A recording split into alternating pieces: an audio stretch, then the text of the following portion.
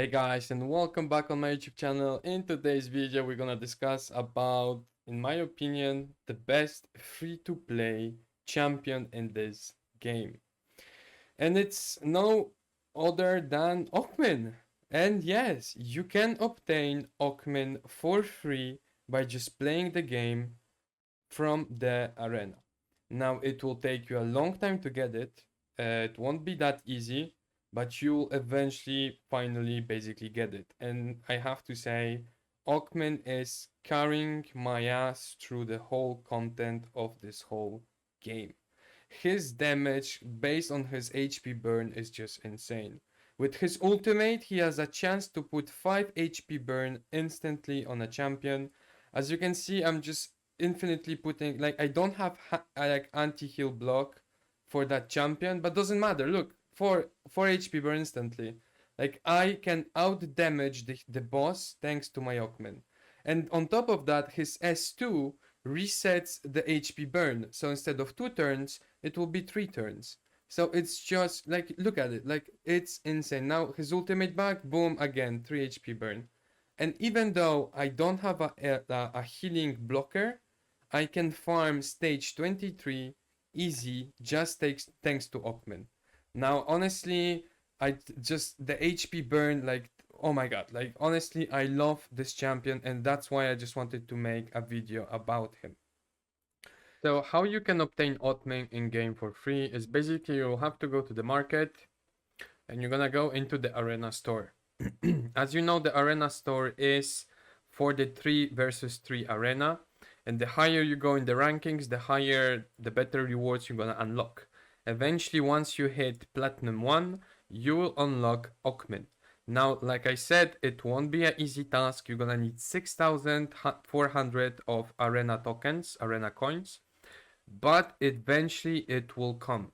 There's one problem. The shop resets every week, so basically every week you're gonna have to grind to platinum, but then eventually once you buy him, you don't care anymore.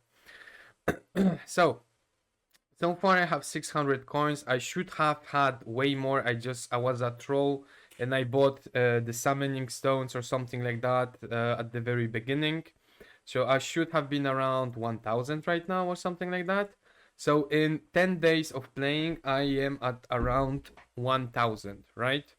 So let's say you're gonna need more or less 6 weeks, or like, let's say 2 months, realistically speaking. However, there should be events for 3 versus 3 arena, so we should be spending a bit more on the arena and get a bit more points, so it might boost the time to get OKMIN. But again, I know it's not easy, but the game is a long-term game. The events, you need to save for it. To be top 1, you need to save for that. And the same is for OKMIN. You're just gonna have to play and eventually you're gonna get him for free. So if you are missing an HP burn, do not worry, eventually you're gonna get one of the best champions in the game. Now, as we know how to get him, let's go into the auras, emblems, and gear. But before we get there, guys, as always, please make sure to follow, like, and subscribe. The number of views, comments, and everything, it just motivates me a lot to make more and more content for you guys. The Discord is growing insanely fast. The community is very active. If you have any questions, any problem, you just come on Discord, post your question, and there's plenty of people to help you out. Obviously, I'm always there to check if someone tagged me or not, and most of the time I'm here to answer your question. So join the Discord, the link is in the description. And lastly, guys, this Friday we're gonna have a huge stream on Friday. We're gonna have summons, we're gonna start a new free-to-play account, we're gonna rebuild my whole team on my main account, plenty of things, so make sure to follow my Twitch. The link is also in the description. Now let's jump into the very deep details of the build of OKMIN. So let's go quickly through the spells. As I said, his ultimate is completely broken. You have a chance to basically place 5 HP burns at once every ultimate. You're gonna have 70% chance once fully skilled up to place 70% either a HP burn or a burn. The cycle is so good that you will not, like, you're gonna basically do ultimate, Then you're gonna follow up with your S2, which is basically a AoE damage, who also have, I think, 90% chance to put HP burn, but it also refresh the duration of all the dot debuffs. So you're gonna go with your ultimate, you're gonna go with your S2, you're gonna go with your S1, and then when you're gonna have your ultimate again, the dots should expire, but it doesn't matter because you're gonna reapply everything with your ultimate. So the cycle of OKMIN is just completely broken. You're gonna have a boss, he will never ever be without a HP burn. That's also why Gvyneth was not able to out-heal herself at that level, because she constantly had 3 or 4 HP burns. And that's the true power of OKMIN. On top of that, you're gonna have his passive, which basically will make you regenerate HP based on the HP burns that basically every time someone gonna take damage from HP burn or burn, he gonna take back 30% of the attack. And if a burn detonates, it will be the ratio will be doubled. Now, if we look at his exclusive, so his first exclusive, I was lucky enough to pull a copy of him. He will just give you more and more regeneration. It's so hard to kill OKMIN once he places HP burn on everyone. It's just insane. And on top of that, the regeneration of the burn when it explodes, it goes to 300. So you're gonna go from 1 to 100% HP if a burn explodes. His exclusive 2 is okay-ish, but it won't be a game changer. You're gonna basically become a little bit more tanky. You're gonna take less 25% damage from dots and direct damage of anyone who's under a dot. And since you're gonna put dots on everyone, well, it will be always applied. But again, it's not a game-changing exclusive. However, his L, like level 3, completely broken. You're gonna basically push your ultimate from having 5 attacks to having 8 attacks. Like, if you have just a boss against you and the wave is dead, there is literally, 30% chance not of placing HP burn. Like, doing an ultimate with 8 attacks guarantees you to always have minimum 3 or 4 HP burn on a boss. Like, insane. Like, insane. The rotation is just insane. So that's all for the OKMIN, the champion, what he does. Let's go into the auras now. So, personally, at early mid game, I recommend to always have the range hit aura. Basically, OKMIN attacks on all his spells on multiple targets, so the effect hit up will be just insane. I don't recommend any of the blue auras, only the mastery, but you really have to have enough of effect hit thanks to your gear to be able to put it. Again, the rule is very simple. If you don't place HP burn because the boss resists, don't build mastery, build effect hit. As simple as that. Now, once you go a little bit further into late game, in terms of epics, I will really advise you the hit mastery aura if you are still missing hit, or just basically to have 20%, 24% hit, so you can focus more on mastery and HP in your substats. Or if you're just lucky enough, your substat, you can go into the mastery purge and increase your mastery by 18%, and it will also buff your other characters that potentially put any dots. So overall, this is amazing. And then very, very late game, you can go for... I think effect and HP would be the best for him. Effect hit and HP, it will basically guarantee you that you can build mastery, mostly mastery and HP. So the damage of your HP burn, which is capped on your HP and the boss's HP, will increase. So eventually you will have dots that will make, every dot will make like 1 million. But again, you're gonna need a lot of HP and mastery for that. So this aura end game, I think, is the best for me. Attack, I don't really recommend. We are not caring that much about his burns. The HP is way more beneficial. So that's all for the auras. Let's go now into the equipment.